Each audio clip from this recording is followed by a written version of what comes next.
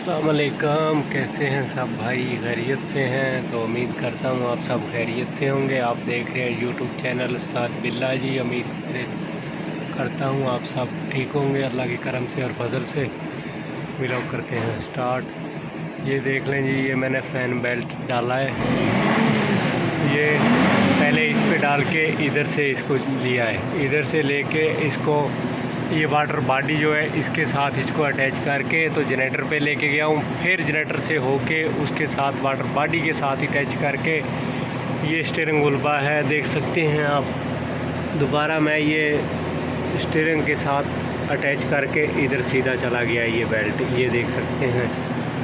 तो किसी भाई का भी ऐसा कोई काम हो तो वो ये वीडियो देख के फ़ैन बेल्ट वगैरह ख़ुद भी लगा सकता है। वर्कशॉप में जाने की ज़रूरत ही नहीं पड़ेगी। मज़ीद आपको दूर से कैमरा करके दिखाता हूँ। ये मैंने लाइट भी जला दी है, अब तो आपको साफ नज़र आ रहा होगा, देख सकते हैं। तो ये वीडियो बस इतनी की बनानी थी, आपको ये सिखाना था काम। तो यहाँ पे करते हैं एंड।